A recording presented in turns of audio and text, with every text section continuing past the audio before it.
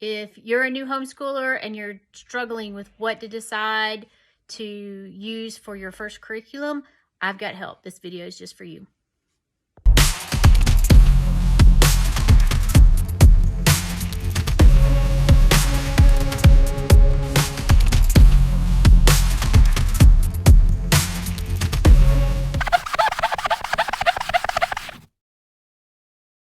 Hi, I'm Alison Smith, and I've been helping new homeschoolers for the past 20 years gain confidence, narrow choices, and build their homeschooling communities for long-term success. I hope I can help you too.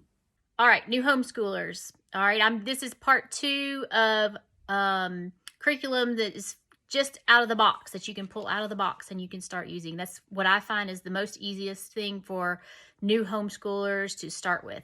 If you haven't seen part 1, we were looking at traditional curriculum. Today, we're going to look at literature-based curriculum. That's curriculum that uses real books, that you're going to read lots and lots of books, and you're going to learn in a structured way. The first one is one that has been around for a long time, and that's Sunlight. Sunlight is not necessarily graded by traditional grades, but it's kind of in a range. So you can use it with your different students. You don't have to use it just with one student. Everything comes out of the box if you buy the kit.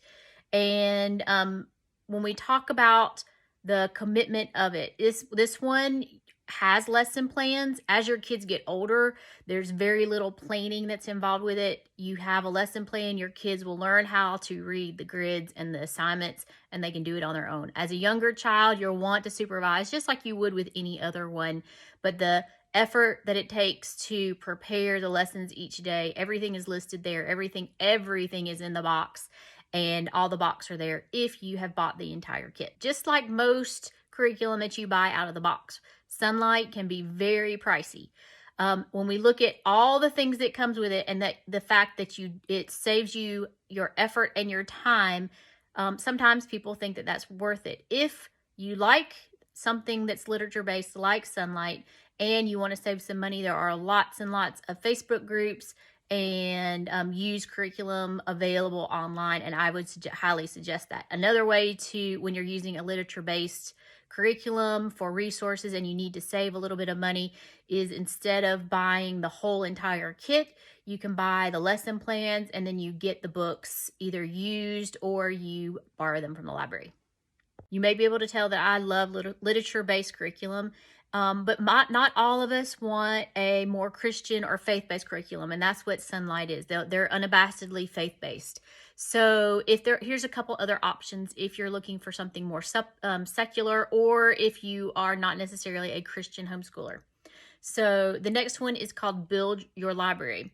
It's all about literature, just the same way that Sunlight is. It's just organized just a little bit different. To get started with Build Your Library, you're going to be your effort mainly is on the front side with familiarizing yourself with the book keys that they have, and then also all the different literature selections. So other than that, there's not much learning curve to that. There's not much effort that you have to learn before you start. Build Your Library is what I would call moderately priced. Okay, you're gonna accumulate the books.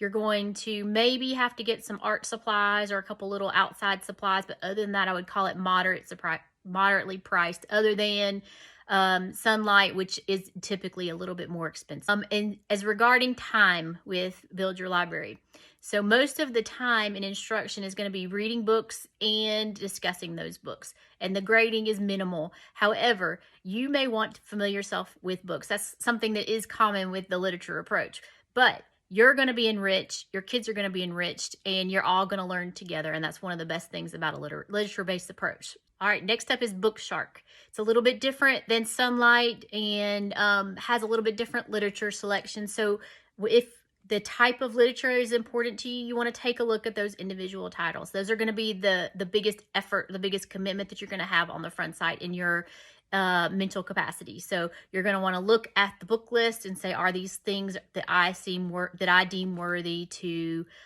complete with my family? Book Sharp is less expensive than Sunlight, probably around the similar price overall as Build Your Library.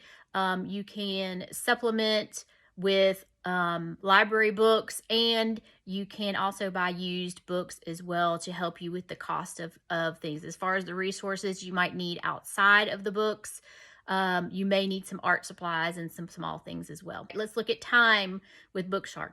Booksharp has everything planned out for you, so you don't have to spend much time planning. You will have a little bit of time in instruction, but that's mainly just like Build Your Library. It's going to be more of a book discussion and discussing in that way. Grading is very light because most of the assessment is oral. You're not going to really have as much, especially in the younger grades, you're not going to have as much written work as you might in a traditional program. Okay, so today I've given you 3 options, out-of-the-box options for brand new homeschoolers who are looking for a literature-based program. The first one is Sunlight.